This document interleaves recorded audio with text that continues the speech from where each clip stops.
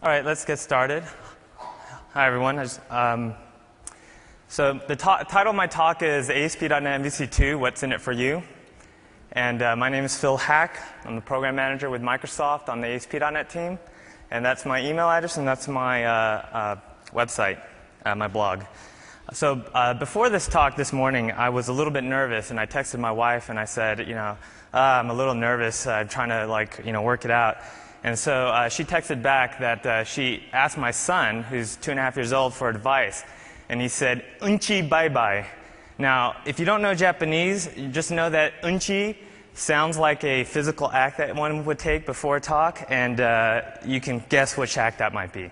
So I'm going to talk to Hanselman to say that ought to go on his list of presentation tips.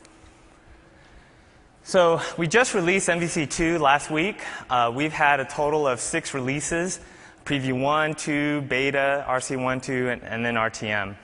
So a lot of releases. We continually put out these previews so that you guys can provide feedback and see what we're doing. Now, unfortunately, a few of my pet features were cut in MVC2. And before I go into what's in MVC2, I just want to talk a bit about some of my favorite features that were not in MVC2. For example, I was thinking what would be really cool, since we're going to present MVC2 at Mix, is if we had a Las Vegas edition that includes slots in the corner. You could take MEF integration, put a little plug-in right there, and you could play slots while you write code. But then I thought, no, what we really need is Clippy. So as you start writing code, Clippy pops up and helps you, kind of like we saw earlier in the keynote. But then I thought, you know what? We really need to take advantage of what's the latest crazes on the internet. And so there's this thing out there that's kind of scary, actually, but it's called chat roulette. So I thought, oh, I know. We'll do MVC chat roulette in the browser, so you get a random MVC guru to help you out with the problem. OK. So hopefully with your help and your feedback, we can get that into MVC3. So now that MVC2 is out, you might be asking yourself the question, what's in it for me? So what does MVC2 bring to the table that I might be interested in upgrading? And the answer is cash money. Yep, piles and piles of cash money if you upgrade MVC2. OK, well, maybe not quite piles like this. When you think about what roadblocks stand between you and your money, what are the things that are expensive when you're doing development that create friction? Things like repetition. Repetition creates waste. For example, I just wasted 5 seconds of your life. Getting hacked is very costly.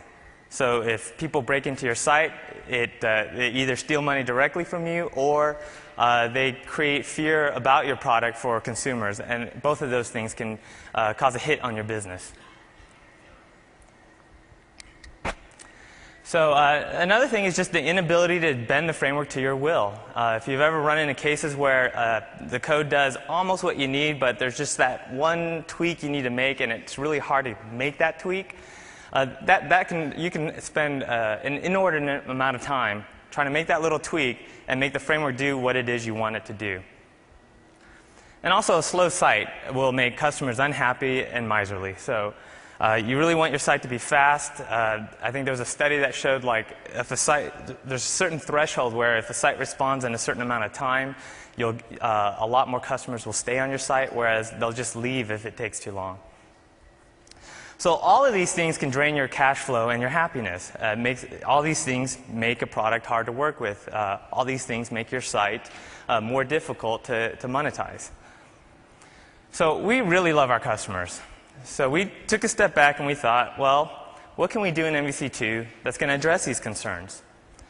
So we made MVC2 with more productivity. It was a key goal in MVC2. More security, more performance, more extensibility, and hopefully, if we've done our job well, more happiness when you're using our product. So that, in a nutshell, is what's in it for you with moving to MVC2 from MVC1.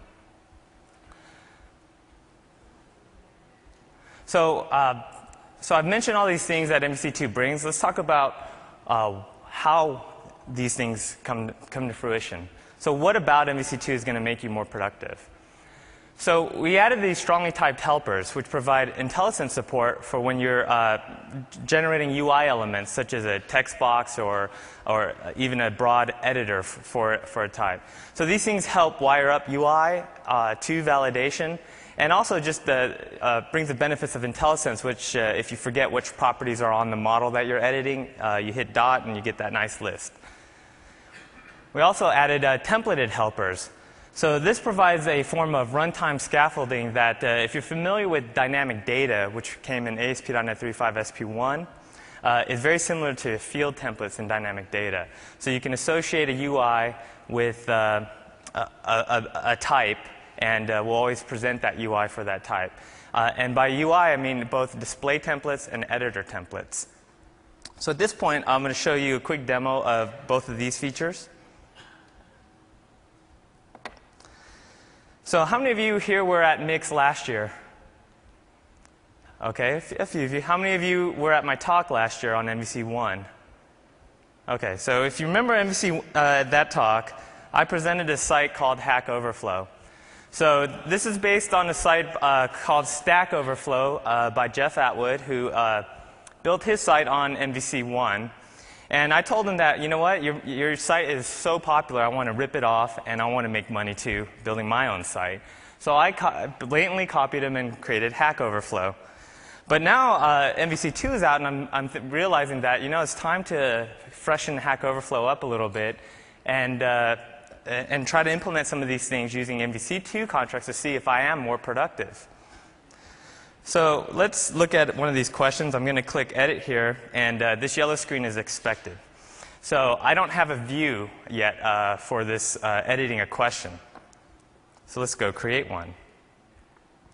So with MVC1, this particular portion of the demo you've probably seen before. I'm going to hit Control-M, Control-V, or right-click and Add View. And let's call that Edit. And we'll create a strongly typed view, and I'm going to select the question class, and let's select Edit. All right. So what you've seen there is the Add View dialog. Hold on. There we go. The Add View dialog quickly scaffolded an editor form for the question. Let's quickly switch over, look at that. Did I do the wrong one? Sorry, what was that?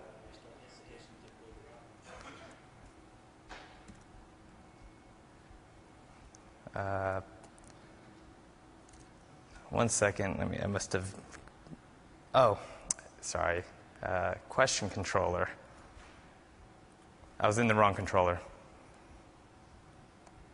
Let's do that again. Edit.